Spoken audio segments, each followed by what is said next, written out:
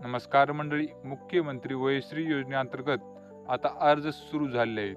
अर्ज करताना आपल्याला आपलं वय हे 31/12/2023 पर्यंत वयाचे 65 वर्ष पूर्ण झाले असणे गरजेचे आहे.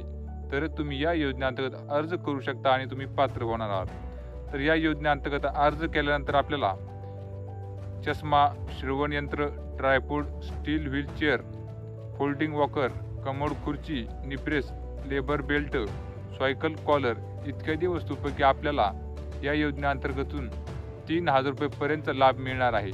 3,000 रुपये रक्कम ही आपल्या बँक खात्यामध्ये DBTच्या सहाय्याने जमा करण्यात येणार आहे. त्यानंतर आपण इत्यादी वस्तू खरेदी करू शकतो. तसेच या योजनेअंतर्गत अर्ज जो करत आहे तो फॉर्म आपण आपल्या टेलिग्राम चॅनलवरती दिलेला आहे. त्याची लिंक आपल्या डिस्क्रिप्शन बॉक्समध्ये आहे. जेव्हा तुम्ही तो फॉर्म डाउनलोड करता तेव्हा ते टेलिग्राम चॅनल जॉईन नक्की करून घ्या, कारण योजनेसंदर्भाचे आपण जे काही फॉर्म असतो तो आपण टेलिग्राम चॅनलवरती देत असतो. अशा प्रकारचा काही हा फॉर्म आहे. तुम्ही पाहू शकता की या योजनेअंतर्गत आपला अर्ज करताना आवश्यक कागदपत्रे कोणकोणती लागणार आहेत. तर आपलं मतदान कार्ड झेरॉक्स आपल्यासोबत द्यावं लागणार आहे. आधार कार्ड त्याच्यावरती आपली जन्मतारीख ही व्यवस्थित दिसेल अशा प्रकारचं आधार कार्ड द्यावं लागेल. बँक पासबुक हे आपलं आधारची लिंक असेल तेच बँक पासबुकची झेरॉक्स आपल्यासोबत जोडायचं आहे.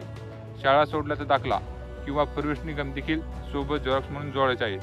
महाराष्ट्र राज्याचा रहिवासी असल्याचे प्रमाणपत्र देखील आपल्यासोबत झेरॉक्स करून जोडायचं आहे. तसेच रहिवासी दाखला स्वयं घोषणापत्रामधून, वार्षिक उत्पन्न हे देखील स्वयं घोषणापत्रामधूनच आपण वरती दिलेले आहेत. तसेच वार्षिक उत्पन्न मर्यादा 2 लाखपर्यंत असणे आवश्यक आहे. कार्ड देखील आपल्यासोबत जोडायचं आहे. पण BPL रेशन कार्ड धारक असेल तोच या योजनेअंतर्गत पात्र होणार आहे.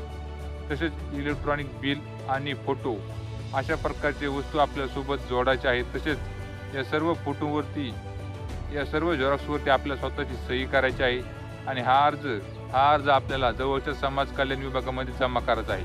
जमा केल्यानंतर अशा प्रकारे तुमची या योजनेअंतर्गत अर्ज प्रक्रिया ही पूर्ण झालेली असेल. आता जेव्हा तुमचा अर्ज मंजूर होईल, जेव्हा तुम्ही या योजनेअंतर्गत पात्र असाल तर तुमच्या खात्यामध्ये DBTच्या सहाय्यानं 3,000 रुपये एवढी रक्कम ही तुमच्या खात्यामध्ये जमा करण्यात येणार आहे. तर ही माहिती तुम्हाला कशी वाटली आम्हाला कमेंट करून नक्की कळवा. ही माहिती आपल्या गरजू व्यक्तीजवळ नक्की शेअर करा.